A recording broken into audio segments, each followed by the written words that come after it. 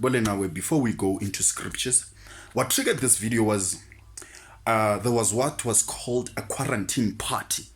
So basically what happened is that a group of DJs went live with their phones and allowed their fan base to watch different sets of different DJs, including themselves. Right. Because they understand that if they keep their fans psychologically fit and mentally fit, they can ooze off the positive energy to stay in a positive state in such disastrous times. Okay, it made me be anxious for Sunday because I was hoping and standing for the people who claim to be the transporters of the good news. I was waiting for the people who say we are gospel artists, because gospel means transporting of God's good news. I was waiting for people who claim to be ministers, but there was nothing that was organized by our so-called gospel artists. I kept on waiting. I was waiting for people who claim to be prophets. I was waiting for people who claim to be bishops and pastors and whatsoever archbishops, but I saw nothing.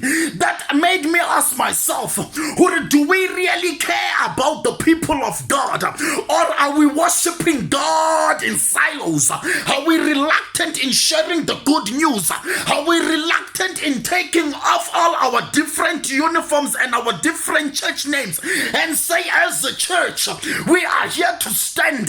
Let us also make what is known as a mega revival. Let us make what is known as a quarantine revival, quarantine crusade, quarantine healing service. What do you mean by the quarantine healing service? One day, some man came to Jesus and he said, one of my servants is sick. Jesus said, okay, I will come. He said, you don't need to come. What you need to say as me, as their master, I can tell a word to my servant and say, go, and he will go. You as Jesus, you can say without touching the servant, be healed, and the person will be healed. Why can't we do that and share the good news? It brought something that, okay, I understand. Probably these people, they are doing this because they will never hear I receive. Probably these people will not preach because they will never hear the amen, which made me question myself. Is what we are doing, are we doing it for self-glory, or are we doing it for the glory of God? Because then in such times, our people need to understand that we are in one heart and in one spirit, as they did on the day of Pentecost. When they were in one heart and one spirit, they saw what were like tongues of fire. They started speaking in tongues, because God says, if my people who are called by my name shall humble themselves, turn from their evil ways, seek my face, I, God, will hear them. I will forgive their sins. I will heal their land. So we decided to go silent. If that's what we call Christianity, then I beg to differ. Then never call me a Christian, because now we need to be stronger than before, because God says that 1,000 may fall on your side, 10,000 on your right hand side, but they will never come upon to you. So we need to understand, why can't now these pastors use the same word, that when they say faith alone without works is dead, faith without action is dead? Why can't they exercise the faith and knock into those hospital and quarantine doors and say we are going to go in against all odds? For if God is for us, who else can be against us? For he has given us power and authority to trample on snakes and scorpions. Why they don't say we will defy the odds like Shadrach, Meshach, and Abednego? Why don't they say we will do it like Daniel, even though we are put under the lion's den, we shall stand with God? Why don't they do it like Paul and Silas and start worshiping even in such times like this?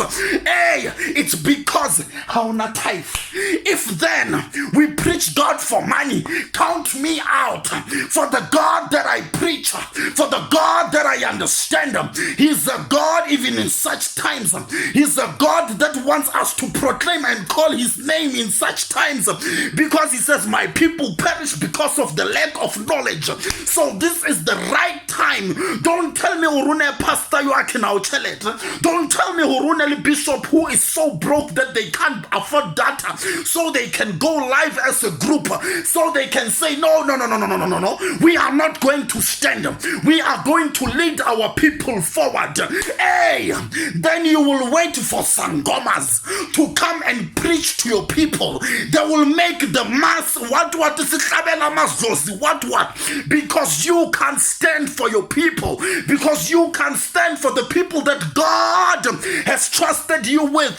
So you gotta stand in such times and make those those quarantine prayers, those quarantine healing services. Hey, it is the right time to teach these people about the greatness of God. It is the right time to tell these people that by his stripes, by his wounds we are healed. It is the right time to tell these people that nothing shall harm you. It is the right time to say to these people, fear not, for God is with you. It is the right time to say, hey, no arrow that flows by day shall harm you. It is the right and the relevant time to proclaim the goodness and the greatness of God. It is the right time to tell them that do not worry about tomorrow, for God will sort that out.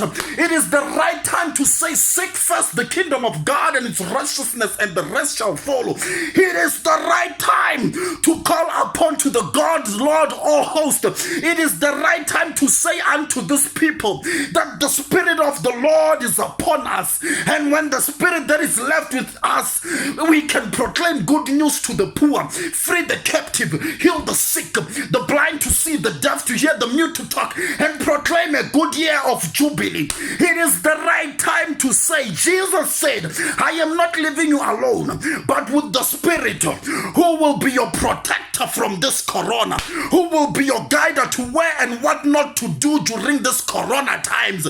For greater is he that is in us than the one that is in the world. I shall forever stand and say, God is good.